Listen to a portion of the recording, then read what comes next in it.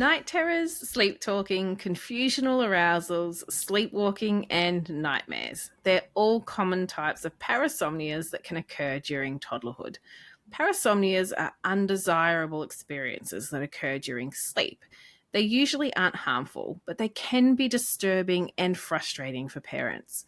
So let's explore what causes parasomnias and how you can best manage these in your toddler. Welcome back to Brand New Little People, the podcast companion to this Sombel pediatric sleep clinic programs created by us.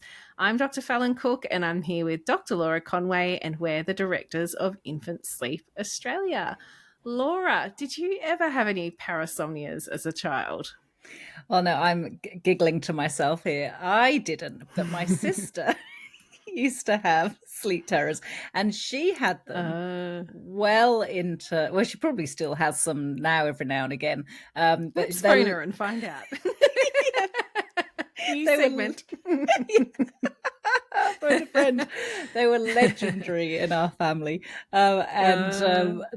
my funniest memory of my sister and her sleep terrors was when we were traveling together in Africa, and we were staying in a youth hostel somewhere like Zambia, I think it might have been, and there was a terrific thunderstorm going on, and we were staying in the youth hostel in a dormitory with, I don't know, about 12 other people. We're like packed in as sardines traveling on a shoestring, and it was a pretty scary night anyway, because there were no curtains on the window and there was thunder and lightning flashing out the window. It's a horror movie style.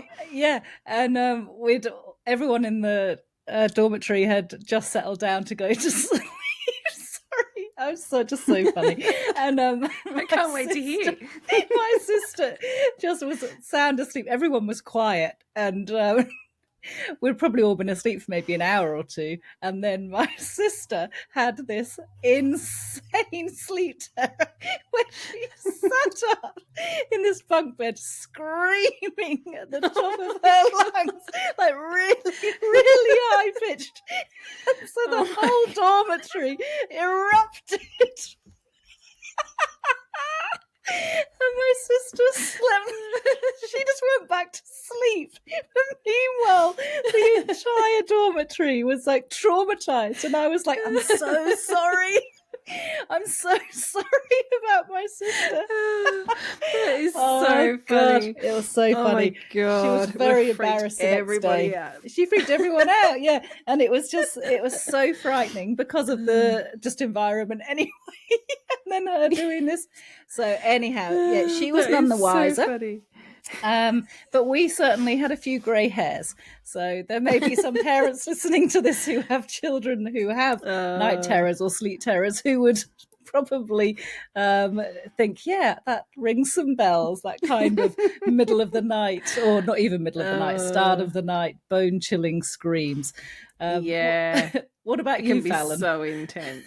I know that I was a sleep talker and a sleepwalker when I was a child. I don't know that I had night terrors. No one's told me that I did.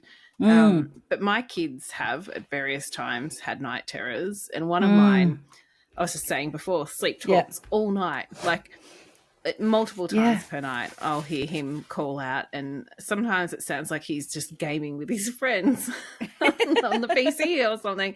Yeah, like, no, it's my turn. I'm going now. Or, yeah, it can be like these big, one-sided conversations when he's sleep talking. But night terrors, oh my goodness, with my kids, they can be so intense. So that's why it makes me laugh so much about your sister, because I know how it's like they are absolutely terrified, and to witness it is really, really intense. So with thunder and lightning and everything.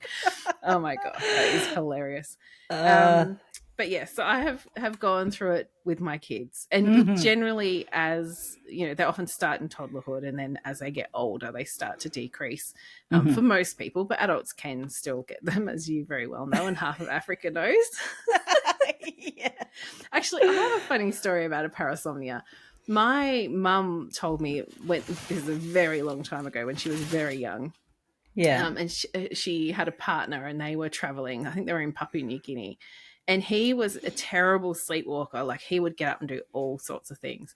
And they had like an apartment in like a compound that had like a car park sort of in the middle, and there were always lots of security cameras like looking at this car park. And one night he woke up with the keys to his car in the door, like unlocking it, with his briefcase in one hand, completely naked in the middle of this car park. He just suddenly woke up and was like, oh my God, what am I doing here? It would be so embarrassing. That would be. Oh, gosh. Jeez, yeah. So you can really get into some pickles if you are a person who experiences some of these parasomnias. Yes. Hopefully we won't have any toddlers trying to escape their houses and drive off in the family car. But, no, at least they won't reach the pedals. They're using a safety gate if they do sleepwalk. Oh, dear. We should say, sorry, can I just say, Fallon, that we're, just to our listeners, we are recording this at night on a Monday night. And for any listeners who have been following us from the start, you will know that we are always slightly more hysterical when we are recording a podcast at night. So I'm sorry for our hilarity. Like, I find that if I start watching like really funny TikToks and it's nighttime, I'm killing myself laughing. Like, something about at nighttime that I get the giggles, and then I'm done. But anyway, okay, now we're going to be serious. Okay, we're going to get back into work mode. Okay. And let's talk through some things that might actually be helpful to the parents who are tuned in. So let's start with nightmares and night terrors, because so often parents don't quite know what the difference is. But knowing the difference, recognizing the signs, is really, really important. Laura, do you want to start by talking maybe about nightmares? Because they're pretty common. Like, we all have nightmares at some point. Yeah, so nightmares normally happen during REM sleep, so rapid eye movement sleep, which is mostly in the latter half of the night when we're dreaming. That's where a lot of our emotion dreaming happens, in REM sleep, and therefore that's when we have bad dreams and nightmares. And nightmares can usually be remembered. So if you wake up you sometimes can wake up straight out of a nightmare, or you can go through the nightmare and then wake up as you come out of REM sleep, and you may recall it, and you might say over breakfast, oh, this is what happened during my dream, and it was really scary. So they happen to everyone at some point, like you're saying, Fallon. And they can start to happen during the toddler years for children. And what parents will usually see is their child wakes up in the second half of the night, calls out, frightened. They might even get out of bed and come and find you. They might be really upset. But they're fully awake, and they can be describing to you, as best as their language abilities allow, what might have just happened. And they usually need reassurance from their parent at that point. So that's what a nightmare looks like. Do you want to describe what a night terror looks like, Fallon? Yeah, so night terrors are a lot more intense. They happen during non-REM sleep, or the deeper stages of sleep, which is why they typically happen in the first half of the night, when we usually have quite a lot of our deep sleep. But really importantly, your child won't remember them. So they might seem absolutely terrified when they wake up, but they won't have any memory of why they're frightened. You can ask them and they'll just look at you like, no idea what you're talking about. Around about 40% of kids aged 2 to 6 years have night terrors, so reasonably common. And how you're going to know it's a night terror is that often it's very sudden. So suddenly, it's early in the night, your child might sit up in their bed or stand up, and they'll be screaming, shouting. Often they're shaking. They're full-on horror mode is what I call it. They look absolutely horrified, about as frightened as you can imagine a child looking. They won't make any sense. So if you say to them, what's the matter? What's wrong?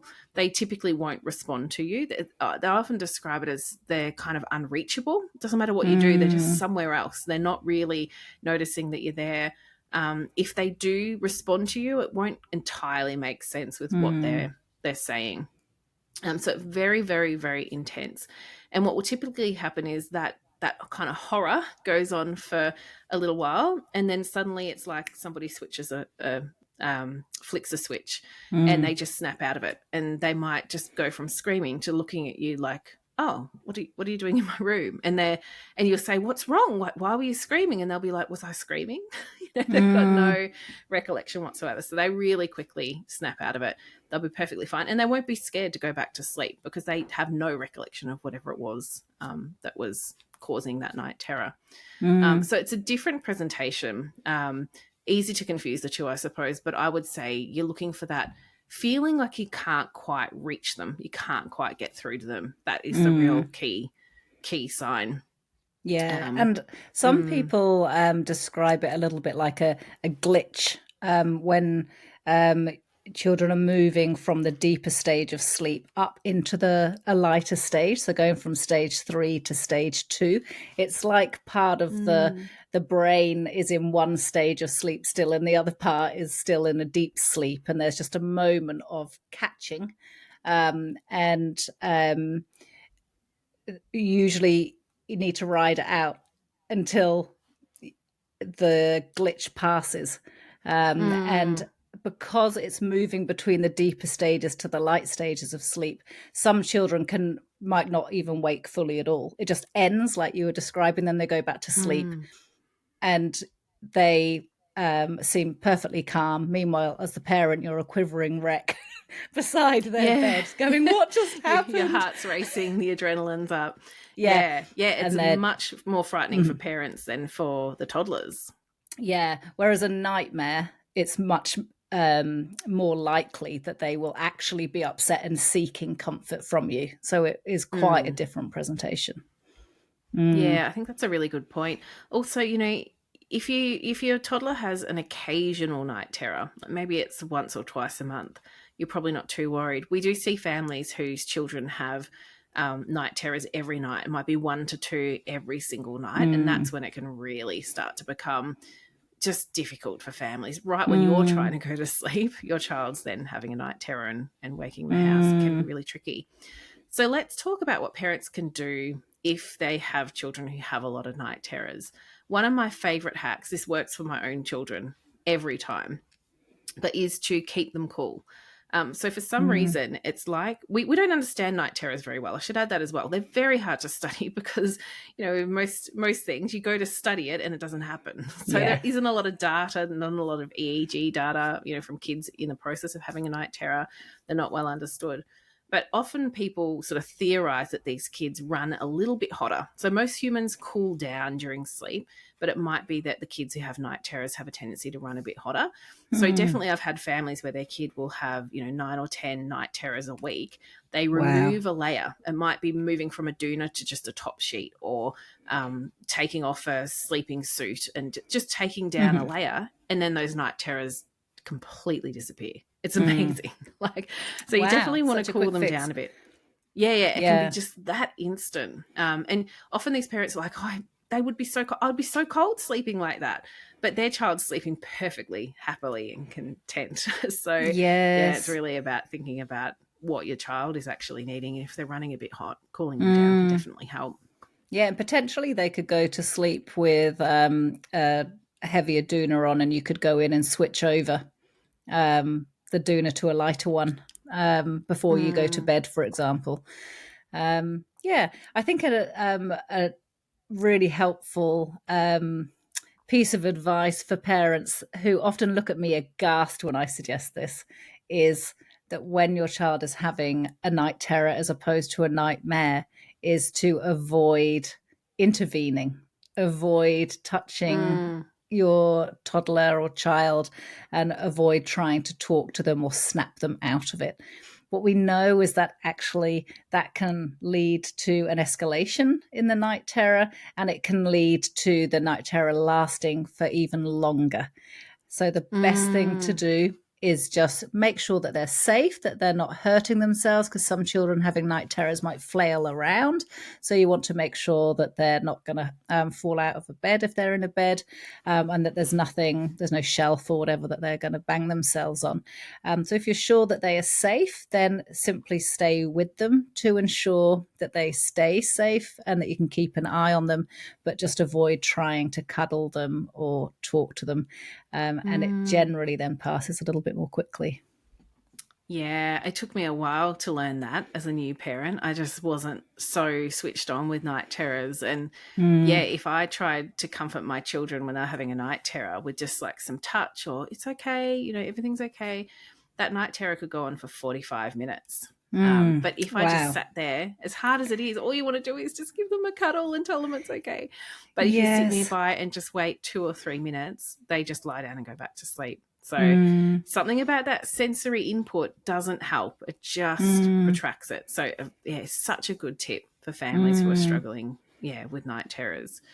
Other things to think about are just checking in with your GP because especially if your child snores or breathes through their mouth a lot during sleep, if they seem really, really restless, Mm, there could be anything like that can, especially snoring or interrupted breathing, can trigger a higher occurrence of night terrors.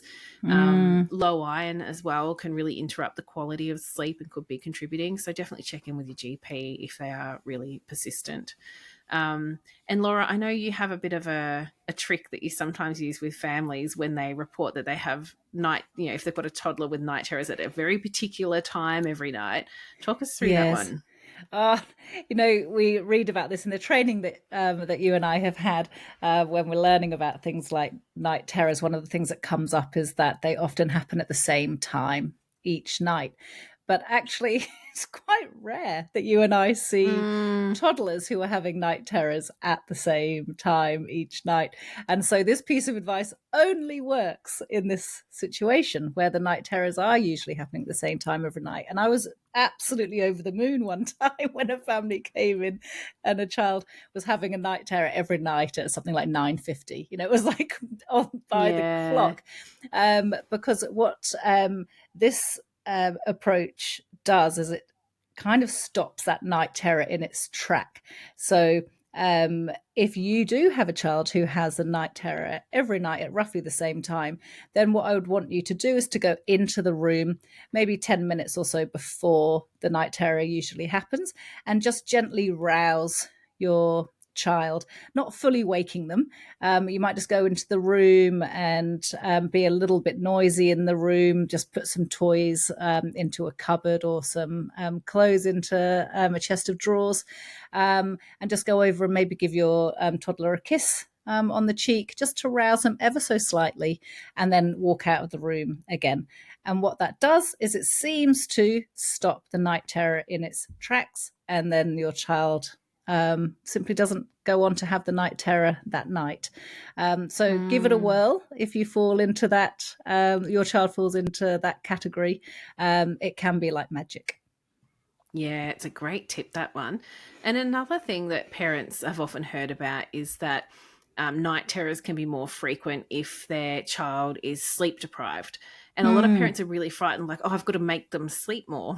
But try not to get mm. too panicked about that. If you're meeting your child's sleep needs and they're happy during the daytime, they're not sleep deprived in all likelihood to the point that it's going to cause an increase in night terrors. Yeah, absolutely. And the last thing we want to do is to be offering a child who has a 12 or 13-hour sleep need 15 hours of sleep every day in an attempt to Mm. try to stop night terrors. If they are meeting their sleep needs, then what we're really thinking about is improving the quality of your child's sleep. So Mm. always looking at giving them the opportunity for the sleep that they need and as high quality as possible. So just ensuring that they have the right number and duration of naps during the day to meet their needs and an appropriate bedtime and wake up time in the morning. And that can help them consolidate their sleep into longer stretches. And then your child will feel better rested during the day. And they're not going to be sleep deprived. And Mm. then they're less likely to have night terrors. And also know that if your Yeah. child does have night terrors, they do tend to reduce as your child Mm. grows. Not in the case of my sister, but there's always In an next week's outlier. episode, we're going to report Ring, back on whether she still has night terrors. yeah, I I'll want to be know ringing her now. husband. Yeah. Oh, that's funny. All right. Well, what about nightmares though? Because these are Mm, really, really common. And I yes. know that one of the first things parents often want to do is say, what was it about? What was the nightmare about? What frightened you? And we don't do that. No. We don't want them to replay what frightened them in their mind. What do we do instead? Yeah. So when they have had a nightmare, go in, reassure them, cuddle them. You might need to give them a sip of water. If they're really upset, you might want to take them out of their sleep space and give them a cuddle on the rocking chair or out in the living room. Get them entirely calm. You can tell them that it's just a dream, it's just make believe, and don't go any more into it at that point. Get them calm, take them back to bed. What you can do outside of the bedtime and sleep time is during the day, away from the bedroom, and again, depending on their age, talk to them about what dreams are. And it can be really useful to tell a child that a dream is like a movie or their favorite TV show playing behind their eyes. And it's not real, just like the TV show isn't real. You can reassure them that they are safe when they're having one of those dreams, and it's not going to do any harm. And that can really just help them gain a little bit of understanding about what is happening. Because it can be, as we know as adults, that can be very frightening, let alone a child when you don't understand what a dream is. Yeah, What else would exactly. What else would you suggest? Well, I think sometimes with nightmares, especially as children get older, they can feel so frightened when they wake, and it can be such an intense experience for them that sometimes we just need a circuit breaker. So sometimes just giving a lot of cuddles isn't quite enough. Their heart is pounding. It takes them a long time to calm down. And whilst, of course, we don't want to introduce all these exciting things that happen in the middle of the night, because we don't want them to, start to think, great, I'm going to keep waking up overnight and calling out because all these wonderful things happen. But there might be times where the nightmare is so severe that you need a circuit breaker. And by that, I mean, you might walk out to the kitchen with your toddler and let them have a tiny little cup of orange juice or something they wouldn't normally have, just something that makes them go, oh, well, that's different. I don't normally have this. Yeah. And when you're doing that, you could say to them, and it depends on their age. Of course, really little toddlers can't understand this, but older toddlers, certainly 2 and 3-year-olds, you can say, do you remember when we went to your cousin's birthday party last weekend? Gosh, that was lovely. I think my favorite thing I ate was probably the cake. What was your favorite thing you ate? So you're just getting them to start to think about something exciting that didn't happen too long ago. Where they can think about what their answers might be. And, what they're actually doing is thinking about a really positive, lovely experience, and the memory of the nightmare is starting to really reduce. So sometimes we just have to kind of refocus their thoughts a little bit on something more positive, or just getting them out of their room, having a little drink of something, or maybe it's looking at the night sky, just to break that circuit and help them calm down and get ready for sleep. So I think that's a bunch of really good tips there for parents. But I would still say if nightmares are really persisting and they're quite frequent or quite severe, have a chat to your GP about that. Yeah. It's always good to get some extra supports.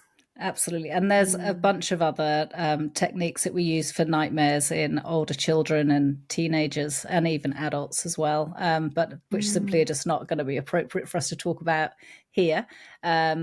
But know that there are other strategies out there if your child is experiencing persistent and worrying nightmares. Yeah. Another thing I think is really useful to talk about too, because this is quite reasonably common, confusional arousals, which are really similar to night terrors, but just without the fear. So you might notice that your toddler wakes, well, they're not awake, but they appear to be awake. They might be really confused, not really making any sense. They'll feel a little bit unreachable. And they might cry or mumble, grumble, grizzle, that sort of thing. It's essentially like a night terror, but without the fear. And it's the same sort of approach again. You don't need to be super hands-on. You don't need to, go and try and pick them up. Just keep an eye on them, and just know that it's, generally not a problem, and it's something that resolves over time as well. Yes. What about sleep talking and sleepwalking, though, since that's where we kind of started our discussion, was with the random call-outs in the night and walking into car parks. What do we tend to suggest to families? Yeah, look, there isn't a great deal that can be done for sleepwalking and sleep talking. Essentially, we need to make sure that our toddlers are safe, particularly in the instance of sleepwalking. So if your toddler is still in a cot, and they're not showing any signs of climbing out of it, that's probably the safest place for them to be. And if they're walking around the cot, that's okay. If they are climbing out of their cot in their sleep, then we definitely need to put them into a bed and then put a safety gate on the bedroom door so that they can't go wandering around the house in the sleep, and make sure that the room is safe as well, so that they can't injure themselves. And with the sleep talking, try and get some little recordings of them. Yes, I was going to say that too. In my house, we record it every now and then we have a good laugh together the next day at whatever they were chatting about in their sleep. My kids have all sleep talked on school camps as well. So the next day, their cabin mates would be like, "What were you talking about at 1 a.m. in the morning?" So fun. Of course, if you have a child who's ultra sensitive, or not ultra sensitive, just see anyway, if your child is just a little bit sensitive and you don't, I mean, Fallon and I, we are slightly delirious because it is it is 8:30 or 9 o'clock at night as we record this. But in all seriousness, if your child is a little bit sensitive, you, of course, don't record it. Don't say anything. They don't need to know about it. As they get older, it might be something that you talk to them about for when they do have sleepovers at somebody else's house or they go on camp, so that they know, their friends know, and it's not something that is going to then take them by surprise that they might be teased about. And again, it's one of those things that might reduce as they get older, but nothing to worry about. If you are worried and it is you're feeling that you want to talk to someone about it, then just have a chat with your GP. Yeah, absolutely. Well, that kind of rounds out our whistle-stop tour of parasomnias, which are so fascinating, so interesting. And there needs to be so much more research done. But hopefully that was reassuring and maybe gave you a few tips on things you could try. All right, we've got a bunch of parent questions now that we're going to whiz through. How about I start with Philippa? Okay. Philippa has a 5-month-old baby and is using the quick fade approach. She's seeing good progress with naps, but is struggling with nights, so they sometimes co-sleep. Settling on some nights is easy, but other nights it can take 30 to 90 minutes, or there could be 1 or 2 false starts. Her baby has a sleep need of around about 13 hours. She naps for 2.5 hours across 3 naps, and overnight sleep is from 8 p.m. to 7 a.m. with 1 overnight feed, which takes about half an hour. Philippa wants to know what they can do to improve the nights. She adds that she's nervous about reducing the day sleep, so wonders if she should retrack the unique sleep needs and possibly move wake-up time to 6 a.m. She knows we advise to be consistent, but thinks if they don't co-sleep, her baby will end up just not sleeping. And she also wondered if separation anxiety could be a factor at this age. What do you reckon? Very unlikely that separation anxiety is a factor. So at 5 months of age, I would just be rule that out, Philippa. Okay. The fact that Philippa is saying it's around 13 hours and that there are these false starts, and some of those resettles are taking an hour and a half. A long time. That's a long time. So Philippa, you must be shattered. That does make me think sleep pressure might not be quite high enough at the start of the night. So I definitely would be retracking your baby's unique sleep needs. They do change incredibly quickly in those first few months. So, if you last tracked your baby's sleep even 3 weeks ago, Philippa, 4 weeks ago, there is a good chance it has changed. So perhaps your baby actually only has a 12 and a half hour sleep need at this age. I would be tracking that first before you make that decision about moving wake up time to 6, because if your child does actually sleep for 13 hours, we don't want to be changing that. And instead, I'd be thinking about being 100% consistent at bedtime with the quick fade approach, or even because your baby already can now settle independently for the naps. We know that your baby can fall asleep easily independently. It may be that just that final push is needed at the start of the night. Either continuing with the quick fade or switching to the quicker approach, just to get you over the line at the start of the night. What do you think, Fallon? I think be really precise with measuring the unique sleep needs of your baby, because there's a chance that once you identify those, you adjust the daily rhythm to precisely fit their sleep needs. That a baby who sometimes self-settles, they'll often then just start self-settling all the time, and so you might not even need to do a lot of hard work on the settling. It might just be getting that sleep pressure piece of the puzzle just right will be enough to kind of get that momentum for the settling to all come together, hopefully. Fingers crossed, nice and easily for you, Philippa. Yeah, you're pretty close, Philippa, so let us know how you get on. Yeah. Our next question is from Sarah, who has a 9-month-old, and Sarah has recently adjusted his schedule, which significantly improved night wakings and settling. So awesome. So right. Sarah did what we've just been suggesting might work for Philippa. However, Sarah says he still wakes 2 to 4 times a night. About half of the time he quickly resettles independently. Otherwise, Sarah offers really minimal hands-on support and he quickly returns to sleep. Sarah asks if these brief night wakes are a sign that he doesn't have enough sleep pressure.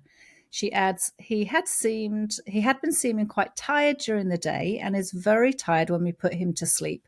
So I was thinking of soon adding another half hour back into the daily rhythm, but I obviously don't want the night sleep to worsen. What do you think she should do? Yeah, the night wakes, if they're that brief, then it makes me think, it might not be a sleep pressure problem. It might just be that this baby knows, well, sometimes if I call out a little louder than normal, mum will come in, I'll get a little bit of reassurance, and that's kind of nice. So it might just be that he's enjoying that. I mean, you could look at just like each night maybe holding off an extra minute and just sort of see what he does, because he sounds like he's a great self-settler. And sometimes when we wait an extra minute, they really surprise us and just start to go back to sleep. You could think about tinkering with that.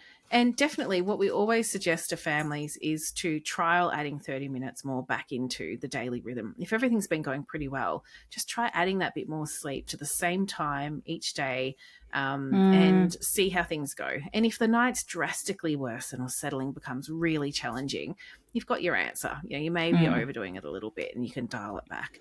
But if you offer that extra 30 minutes and they take it, they actually sleep an extra 30 minutes and all the rest of their sleep is fine, well, brilliant. Wonderful. You definitely want to try and see if they can do it. So it sounds like Sarah's at a point where she could definitely give that a try. And I think with those overnight wakes, just try and see if you can wean off that bit of support. You might actually find that he can manage to get himself back to sleep. Sometimes it just takes them a bit of practice to get there.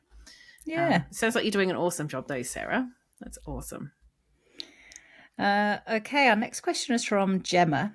Gemma's using the supported accelerated approach with her 5.5-month-old. She's been able to stop co-sleeping, and the hourly overnight wakes have been replaced with a 6-hour stretch at the start of the night. Heaven. Yeah, that's awesome. So Gemma wants to know, is it okay to continue cot settling only at night while still feeding to sleep or using the front pack, which I guess is a carrier, for naps? Or will this confuse her baby? Her baby has lower sleep needs and struggles with day sleep unless fed to sleep. And so far, pram and car naps have been unsuccessful. What do you reckon? Look, generally, I would say avoid confusion. Use the same settling around the clock. It's always good if we're really consistent day and night, but some babies will have none of that. And they such FOMO babies, they just want to be awake all day. And we can try to, settle them in the cot, and it just doesn't go very well. So if that's the case, look, I would always be thinking of several things. So why are they self-settling in the cot at night and not in the daytime? So often it's because in the daytime there's a bit of light in the room and they're like, well, no, if there's light, I've got things to do and I don't fall asleep here. And sometimes all we do is put up blackout blinds. They go into that dark environment and they just go, oh yeah, when it's this dark, I just fall asleep in my cot. So you could experiment with the light a little bit. But it could just also be that you just wait and see if it becomes a problem. it might be that every baby's different. Some of them will be like, yeah, sure, I can do one thing in the day and something different at nighttime. So, yeah, it could be a case of just waiting and seeing. And if it does start to become a problem, maybe if the night settling starts to worsen or become more challenging, then you've got to have that consistency around the clock, and you can quickly move on that. Although a lot of parents will decide, look, I just don't want to risk it. I don't want to risk them suddenly deciding, well, hang on, it might be nighttime, but I'd love a feed to sleep. Thank you very much. They don't want to risk that. So they'd rather work on the cot settling now just for the day naps instead of waiting until the nights are also challenging and then having to work on it around the clock. So I've thrown every option under the sun out there. Well, what would you say, Laura? Yeah, look, I really like all of those answers that you gave. And I think for Gemma, it's a case of just seeing what works for her baby. And it sounds like her baby's doing that good 6-hour stretch overnight. So we'll be linking loads of sleep cycles independently. And if Gemma enjoys doing the feed to sleep during the day, it's not causing the nights to go off the boil and for things to fall over, then carry on doing it. And because it isn't confusing your baby at this point. But it may be as your baby gets older and becomes more aware of what's going on, then maybe it will be a little bit more confusing. And at that point, you know what to do. You've already been able to use the supported accelerated approach at nighttime. So then you just use it for the daytimes as well, and just be prepared. Your baby will be a bit older, a little bit more vocal perhaps than they were when they were a little bit younger. So just be prepared for those settles to be a little bit tricky when you start to use it for the day naps. But your baby will get there because she's doing it overnight as well. So if it's working for you now, carry on doing it. If it's not, or if it stops working, then you've got the tools to make those changes when you're ready. Yeah, I think that's great advice. Vanessa has a 26-month-old, so just over 2 years, who sleeps in a cot. She wants to know when and how they should introduce toddler pillows and blankets or doonas. Her toddler still loves his sleeping bag, and they're wondering if they can kind of use it alongside a blanket if the weather permits. And also wondered what are the options for when a toddler still sleeps in a cot at home but has outgrown their porta cot when travelling. Okay, great questions, Vanessa. So the guidance from Red Nose Australia is to avoid using pillows or doonas whilst your baby or your toddler, baby or toddler is still in a cot, and to only introduce a pillow or a doona once they are in a bed. So no pillows or cots let me say that again. No pillows or doonas at all in the cot for the first 12 months. Then thinking about toddlers, still they advise no pillows or doonas in a cot, and introducing a pillow or a doona once your toddler is out of a cot and in a bed. And that's because, first of all, there's risk of suffocation. Secondly, for older babies and toddlers, it's a case of some little rascals out there might roll up the doona and then put the pillow on top and use it as a stepping stone to try and get themselves out of the cot in the night and can hurt themselves. So we're not just thinking suffocation, we're thinking about whether there's any mischief that they can get up to with those pillows or doonas. Yeah.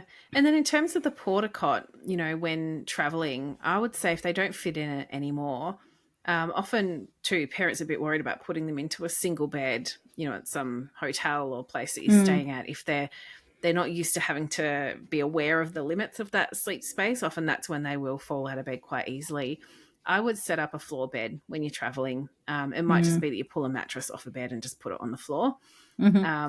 Or I think I've talked about before how when I did a big trip overseas, my youngest just had the cushions from the couch, would just push a couple of those together on the floor and just do a little makeshift bed for her, and she loved that. But yeah, you really just don't have an option. If they've outgrown the porta cot, it's going to be a case of just trying to find another safe way to sleep them. And yeah, it definitely comes with its challenges, but they get used to it pretty quick. They realize that, it's sleep time. Nothing fun's going to happen if I get up and run around. But they might just need a little bit more hands-on support when traveling, just to kind of keep them in one place until they go to sleep. Yeah. Awesome. Okay, we have a question from Taniha, who has a 2-year, 4-month-old who has started waking at 3 a.m. and is then either awake or lightly dozing for between an hour and a half to 2 hours as Taniha or her partner stay by his side. He gets upset if they leave before he's fast asleep again. So they've tried dropping his 30-minute nap, and they tried that for a week, but the night wakes persisted, and he actually found it really hard not to fall asleep in the day. So he was falling asleep in the corner of the room at daycare. So they have reintroduced the nap and instead are working on reducing their presence as he falls asleep at the start of the night because he still needs them in his room as he falls asleep. And they're wondering if that is actually what may be causing that 3 a.m. wake. His overnight sleep is from 8 p.m. until 7 in the morning, and thereafter our advice on whether it's a combination of sleep pressure and maybe a sleep association that is causing the situation that they're in. Yeah, I think it probably is a bit from column A and a bit from column B. It sounds like he's really close to being ready to drop that nap, and he's certainly at an age where a lot of toddlers will drop their nap. You gave it a try. It didn't quite work out, but he might be 2 or 3 weeks away from being ready. So in another few weeks, try it again because, when they're just really, they're dozing, they're not really getting into deep sleep for a couple of hours at the end of the night. I mean, it sounds like that sleep drive's getting a little low and that nap's probably going to have to be dropped pretty soon. But definitely at that age, if they fall asleep with you nearby, even if you're just in the room, you're not doing anything, you're just over there, sitting on a chair, they'll have their deep sleep at the start of the night and then they start to wake up and do that systems check. And if you're not there, toddlers can find that really unsettling. They're just like, you were here when I fell asleep. Where the heck do you think? They don't understand that we also have to go and sleep. They couldn't care less about that. They thought you were going to sit in that chair all night watching them. How very what else dare would you have to do? Yeah, exactly. The audacity. So, yeah, I think you're absolutely on the right track in gradually phasing out your presence at bedtime. And I think it's going to be working on those two things in combination. So I'm imagining they're probably feeling pretty tired at this point, but I would say you're pretty close to that point where he'll drop that day nap. He'll build his confidence falling asleep without needing you in the room, and it will all start to come together. So my fingers are crossed. Yeah. Awesome. Okay. Who have we got next? Katie. Okay. So Katie has a 6.5-month-old baby girl, and she says that sometimes my daughter will babble in the night or very early morning, and after about 10 minutes or so puts herself back to sleep. Occasionally, when she goes quiet, I'll turn on my phone light to check she's okay, and I find she's awake and silently staring at me. Is this okay? Am I causing any issues by not going to her when she babbles and is awake? Katie adds that if she cries or seems unsettled in the night, they respond straight away, either resettling in the cot or, depending on the time, getting her up for her overnight feed. I think this is a quick one, isn't it? Yeah. Yeah, so it's perfectly fine. If she's really happy, she's not bothered being there, it's absolutely fine and you don't need to worry about it.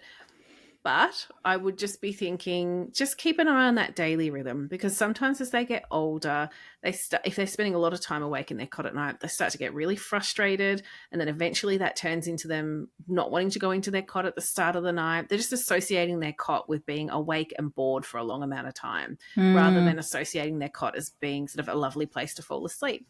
So just keep an eye on it. Like if it's really hanging around, just tweak that daily rhythm a little bit and hopefully you'll see that, she's sleeping through and not having any long stretches awake. So it probably is a bit of a short, sweet answer. Would you add anything to that, Laura? No, I think that's fine. I think you're spot on the money. So good luck, Katie. You might just need to tweak the bedtime by 10 minutes and see how you go. Okay, we have a question from Rebecca, and Rebecca wrote in to say that she tried what she calls the advanced sleep method for the first time, and within 5 minutes, her little one vomited, and she asked whether she should try a different approach. What do you think? Okay, so we don't have an approach called the advanced sleep method, but a lot of our toddler approaches have the word advanced in them. So it could be that this is a toddler. I'm not sure.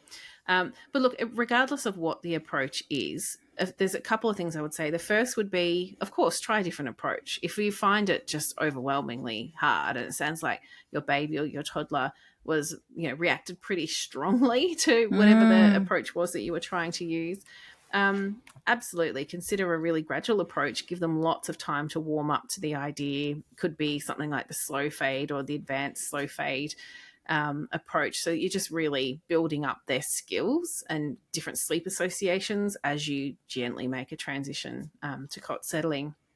So definitely consider other approaches. But I will also add that babies and toddlers vomit very, very easily. So as an adult, if you're crying, you would have to cry incredibly hard to trigger a gagging, vomiting reflex. But for babies and toddlers, they can do it so easily. Like we've all been there. They have a big feed and then they start to have a bit of a cry about something and then suddenly, there's the feed. Like it's so sensitive for them. So all they're giggling at their brother or sister, making them laugh. Yeah. And then it doesn't have to be crying. Out it comes. Yeah, exactly. They're really sensitive to it. So, of course, it's unpleasant when they have a vomit. Try not to be frightened by it, I suppose. Try not to be overwhelmed by it because it can happen really easily in babies. Doesn't necessarily mean that there's something, really drastically wrong. But absolutely, you could consider a slower approach if it was a very extreme reaction for your baby or toddler. So I hope that helps. I think just knowing that they've got that really sensitive gag reflex can just help parents to kind of go, oh, okay, they're okay. They've just, this is more of a physiological thing that's happened. And at any time, you can reassess what approach you're using, adapt it, look through the different modifications you can apply, and see if you can find one that feels like a good fit for you and a good fit for your baby or toddler as well. Yeah. Good luck, Rebecca. Let us know what you decided to switch to and how you got on and how your little one adapted. So be brave. You'll be all right. Yeah. And if you need some extra support, book in for a coaching call. Often it's great just to talk through the different options with parents and work out what the best fit is. Awesome. And lucky last is Ash. So Ash has a toddler who's another 2-year and 4-month-old. They're all around that age in this episode. He has recently experienced a major setback in his sleep. So previously he fell asleep in his cot while holding mum or dad's hand, but now will only fall asleep in mum's arms and wakes in a panic if placed in the cot. He refuses dad at bedtime, screams and even retches. Oh, again, like the vomiting type thing. When he's placed in the cot, and he has tried to climb out of the cot as well. Ash says any attempts to fade out or leave the room are met with intense distress. Bringing him into their bed leads to very poor sleep for everyone. Ash is working full-time, 6 months pregnant, and concerned about the sustainability and the impact that it's going to have on the new baby when they arrive. They've also recently moved house, and their toddler says he just wants mummy or cuddles. Ash wants to know what should they do to help their toddler return to independent sleep. Could the recent house move and the upcoming new baby be contributing to this intense regression? Oh gosh, Ash, you have a lot going on in your house. It's a recipe for separation anxiety, isn't it? It All is. those big changes. It's tough. Those are big enough changes for adults, and add it, what it's like for a little toddler. Those are really big things happening in his little life. I should add, it's not unusual. You haven't done anything wrong. Many toddlers move house and their mums get pregnant with their siblings. So they're very common occurrences for toddlers. But that doesn't mean that it's not hard for them. So I suspect the mum being pregnant and the recent house move have played into the sleep challenges that Ash's toddler is now experiencing. So let's think about how to get you out of this situation that you're in so that you can be better rested for the last few months of your pregnancy and so that your toddler also is getting better sleep. I am immediately thinking it's probably time to move your toddler out of the cot, because you were saying that he's tried to climb out of the cot. And I know the email is actually longer, and I think that he has actually managed to climb out of the cot. If your toddler is trying to climb out of it, but there is just nowhere close, like there's no way that they're going to do it, then you don't need to move them out of the cot. But in this instance, I think this Ash's toddler is actually able to get out, and therefore it becomes a safety issue. So I'd be taking the side off the cot and turning it into a toddler bed, or if you have another bed ready to go, then move him to a bed. And then I would be going quite gradually. He's had a lot of big changes. You're describing him as having intense distress. This is not the time to be ripping the Band-Aid off.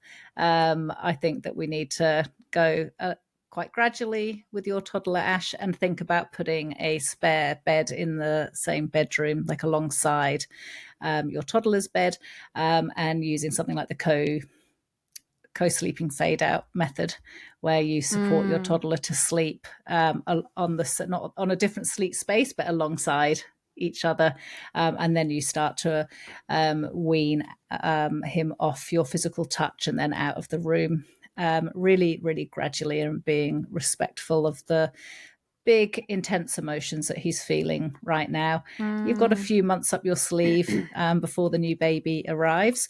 So I think slow and steady is definitely going to win the race in this instance. What do you think, Fallon?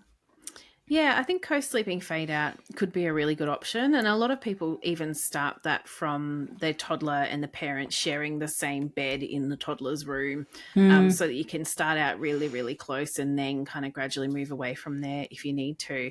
But the one thing I would 100% say is, Ash, you are growing a baby, and this is a job for dad. This is a job for dad to manage. Ash, we have to protect your sleep. If it's at all possible for dad to be the one who is in there, giving him that support, leaning in, being there for him, and doing that gradual phasing out, I would highly recommend that, because you're growing a baby. You really need your rest, and also sharing a bed with, a 2.5-year-old who can kick and thrash around quite a lot too. We've got to think about that as well.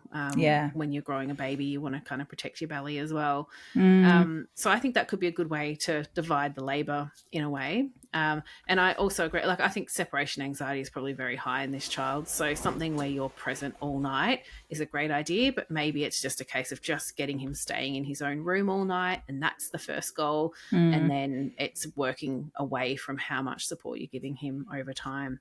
So check out that co-sleeping fade out approach. And it's the sort of situation where, see how you go. If it's not coming together, I would recommend a call for cases like this, because you've got that bit of a deadline of a baby on the way. So if it's not coming together, we can always work up a plan together and figure out what we need to do to get you there. Amazing. Okay. What great questions this week. They're always great questions. But it's nice to have a few toddler ones as well. Yeah, I love the toddler ones. I think a lot of our families have they joined the baby program and their children are now toddlers, and so we're getting more toddler questions now. It's lovely, isn't it? We have so many families that start out in the baby programs and then they just move through and keep coming back, and we get to see these little ones grow up, and what an honour. It is beautiful. And in terms of our programs, I wanted to say before we wrap up today's show, a lot of our listeners will know that I did the baby sleep webinars for the Raising Children's Network a couple of weeks ago. We did one focused on 0 to 3 months, and then another focused on 4 to 12 months. And I was thinking, these are they're freely available resources for everyone. Anyone can go and watch those webinars. But I thought I'm going to pop a link to them within the Sombel program. So if you're working through that Sleep Foundations chapter, you'll now see there's a lesson in there that just includes that link, because I think it's a really lovely, chatty kind of, it's a Q&A session. It's a lovely overview, just looking at lots of different facets of sleep. And I know for some parents, it's easier to digest information in that format. So it's great to have it available in a few different formats. And I'm going to pop a link in the show notes, as I always do. If you would love to buy us a coffee, please do. We love coffee. We do. It's a great way to show your support. Yeah, and of course, if you need help with sleep and settling for your baby or toddler, that is what we do every day of the week, even Yeah. at 9:30 p.m. at night on a Monday. We're still Yes. sitting here talking about sleep. We've got Sunval. We also have the most amazing sleep clinics where we see parents actually all around the world via telehealth. We get clients. We had a client from somewhere interesting the other day, didn't you? Where was it? Was it Yes, like where were Finland or they? something? Austria.